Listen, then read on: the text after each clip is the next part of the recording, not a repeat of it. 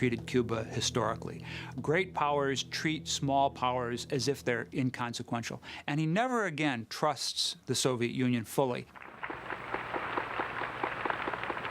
Gentlemen of the brigade, I need not tell you how happy I am. In December 1962, President Kennedy spoke to the surviving members of the Bay of Pigs. What a profound impression your conduct during some of the most difficult days and months.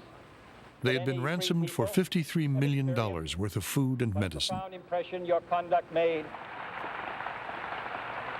And I can assure you that it is the strongest wish of the people of this country that Cuba shall one day be free again.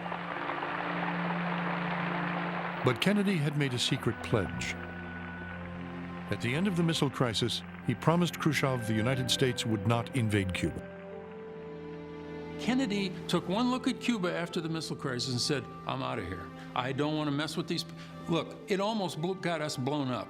Okay, you got to do a little something with the covert operations, and Bobby, my brother, will handle that. But no more messing around so that the Soviets come in here. I don't want this island on my chart anymore.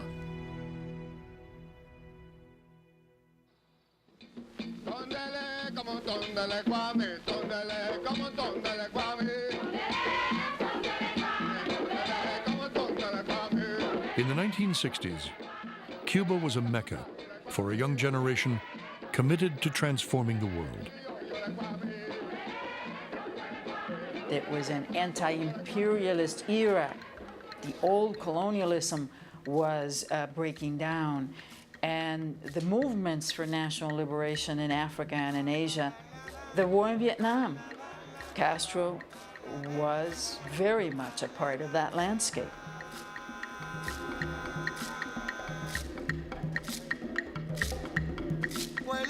There was a very, very real sense that this was the revolutionary capital of the world. There were many, many Americans, Europeans, and others there who were madly in love with Fidel Castro. He's very amusing. When he wants to charm you, he can really charm you.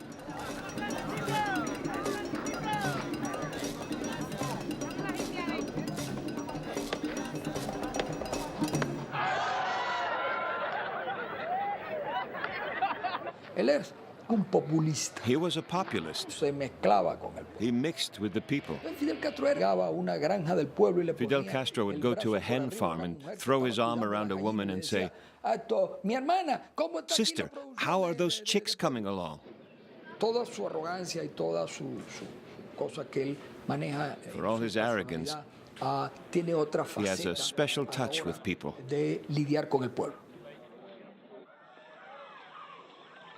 Women loved Fidel.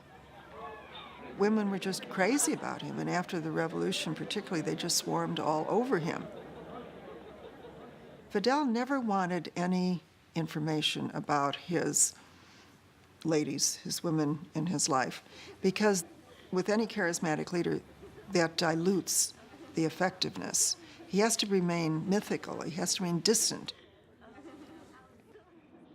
Fidel's alleged affairs became the talk of Havana, and one affair in particular, with a mystery woman, the woman from the city of Trinidad. He meets Dalia in 1961 in the literacy campaign. He fell pretty hard for her and took her places. In 64, 65. And he's been living with her ever since. He married her in 1980. It would be years before the world learned that Fidel had a wife, Dalia Soto del Valle, 5 children, and even grandchildren.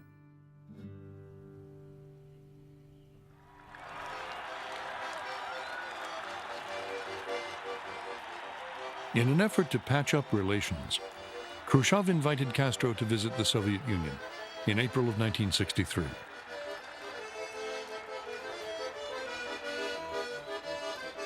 Fidel brought the old guard of the Soviet leadership back to their own youth.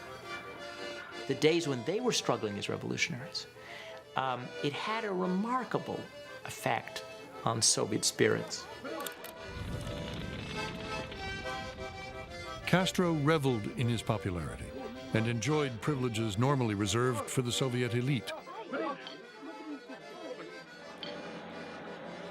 He even indulged in a bit of daydreaming. During a hunting trip at Khrushchev's country Dasha, he could not help himself from wondering what would happen if he accidentally shot the Soviet premier. The terms of the Soviet-Cuban military and civilian relationship was pretty much blueprinted on that trip. From that point forward, the Cubans never paid a penny for any military hardware. They asked and then they received, more or less. The other part was that the Soviets would buy sugar at inflated prices, they would sell oil at deflated prices, and this would be paradise.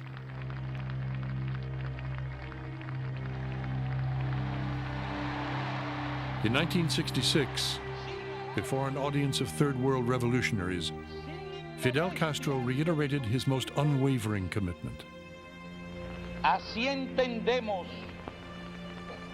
los revolucionarios cubanos nuestro deber internacionalista. Así entiende nuestro pueblo sus deberes, porque entiende que el enemigo es uno,